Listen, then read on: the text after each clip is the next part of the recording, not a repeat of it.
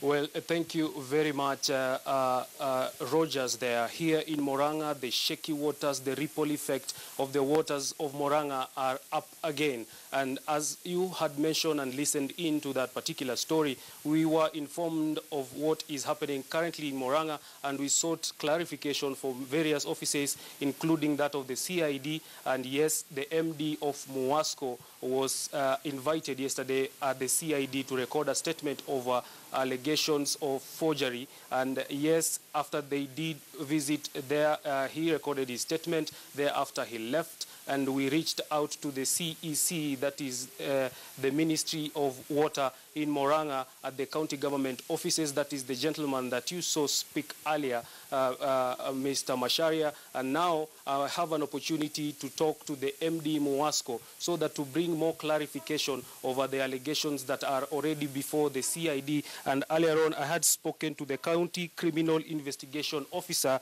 that is Julius Lutere, and confirmed to me that yes, the matter is before them, and more investigation put into the matter, so that to come out with a resolution to this issue come Wednesday, we will have a full report of how the waters of Murang'a and the tides will settle. But further to clarify on this issue, I give the MD an opportunity, a right to respond and give me more clarification for the sake of our viewers and our neighboring counties who relate with the county of Murang'a as this whole incident unravels. Thank you very much for giving us time at KTN News. We are live on KTN News, and we would wish, first of all, Engineer, clarify to us what this matter before the CID came about, and what is the genesis of all this that we see here in the county of Murang'a.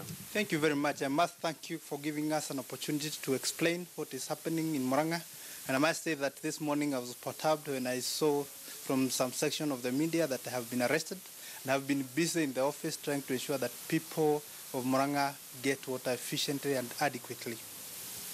I must say that Murang'a water companies, unlike it has been purported to be said that they are private companies, it beats common knowledge and common law for certain people to quote that the companies are private. These companies are public companies, water companies limited by guarantee, and they have stakeholders who among them the county government of Murang'a.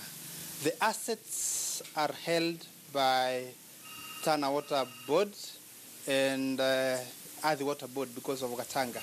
We did our changes in our memorandum and articles of association in 2014 to comply with the Constitution. And when you look at articles of association, we are agents of Tana Water Services Board, a stroke or their successor. When you look at the Water Act, although water services is devolved, water is a shared function between two levels of government. When you look at the current law that is governing water companies in this country, not only in Murang'a, Section 152 and 153 was stayed, meaning that the water service providers are still agents of Tana Water Service Board. I would urge the county, and there is a policy direction to that effect, I would urge that that issue is fast-tracked. The county government is able to get the assets from two agents of the national government, so that so that we are able to comply with issues as it has been said. As we delve deeper into this matter that has now awakened the battles that has been there between the county government and MUWASCO, you are registered by what organization, and did you or did you not forge any letter as alleged by complainant report placed to the CID here in Murang'a? It's a company registered by guarantee, and the owners are stakeholders. Stakeholders and Murang'a County government is key, because there is nothing that the MUWASCO has done without the consent of the county government of Murang'a. And I must also clarify the issue to do with, because of certain misunderstandings that have been there between the water companies and MUWASCO. We have MUWASCO and the water companies. We have been working very closely and talking very closely with the CEC in charge of water, so that we can see how these issues can be sorted administratively. On 23rd of last month, we had a very lengthy meeting with the CEC. This is our visitor's book. And he signed here. And we discussed many issues, among them how we can, because these companies is a going concern, how we can apply for license, renewal of license. And we did that. We talked and we agreed that we prepare documents which we will send to the office. It's true. The documents that came from this office were sent to his office for the purposes of concurrence, so that we can send to WASREB. And they were signed, they were brought to us and sent them to WASREB. I was shocked when I learned that the CEC was claiming that the signature is forged. I would request the agencies concerned with investigation to speed up this matter so that those who are capable, in case there are forgeries, are brought to book. According to the letter in its structure, the order of the signatories to it appending the signature to the document before approval of getting a license, renewal for a license. Would you clarify if true or not the term had expired for you, having existed for 12 years since 2006 when you were registered as a company? After now, the time of your license has lapsed. The order in which the signatures in that document flow, it starts with your signature, then through the CEC before it is approved by the licensing board. Did those procedures, do you confirm or not those procedures were followed? Because for purposes of clarifying the issue of forgery that has already been put out there. The right procedure was followed because what we are trying to do, initially the licenses were licensed by the water service boards. But after enactment of this new Water Act 2016, the licenses are offered by WASREB. And we have seen WASREB going all over the country trying to make water companies comply with the license. As we speak in this country, I think it's about 2 or 3 companies which have gotten the license. That's basically what we were doing.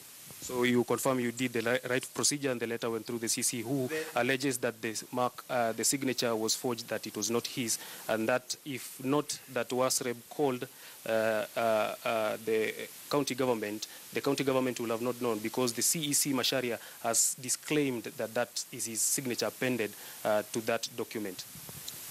Those are allegations or words against me and him, but what I can only confirm is that the content of that letter and the originated from my office. But I'm not in control of what happens after the letter is sent to the CC in charge of water. The county government says that they wish to invite you. You fall under their mandate as the county government, as other counties across the country have complied to the law that requires that the water services fall under the county government. And they say that they've invited you severally for board meetings so that this matter can be put to rest. How effective or not effective has these deliberations, if any, have been done? Have you come up to address this matter to ensure that this matter has been resolved?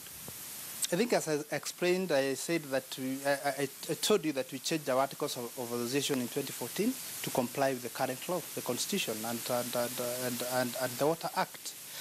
And the only issue that the county government should fast track is get the assets from the Tana and Athi, so that they can now form a company based on whatever form the county government may wish to form.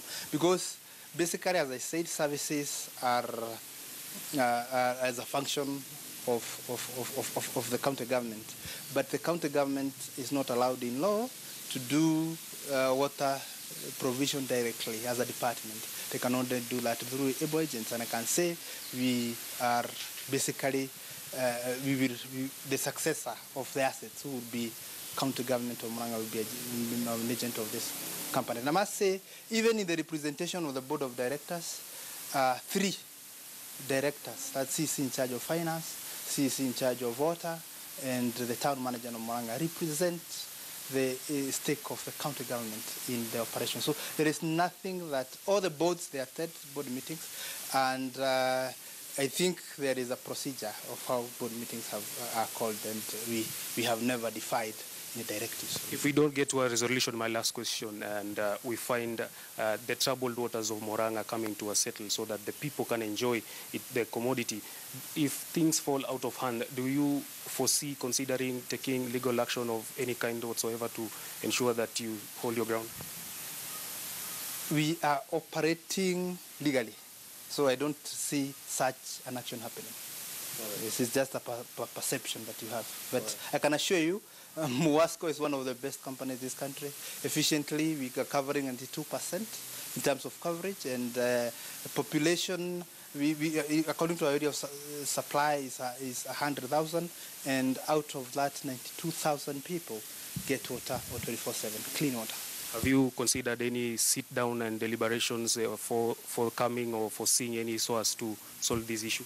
We have, and that's why you saw we sit frequently and have meetings with the CEC, who is the principal representative of the governor, so that these issues he's able to advise the governor correctly so that these issues are solved. Thank you very much. We appreciate your time, valued time for KTN News in order to clarify this matter. The troubled waters of Murang'a are standing on a ground that is shaky, and as KTN News, we'll be delving into the matter deep to ensure that we bring you the nitty-gritties of what happens here. We have two sides of the coin on this matter. We leave the viewers with more analysis to this matter going forward on the third side of the coin. From here in Murang'a County, my name is Stanley Mbichu. I hand back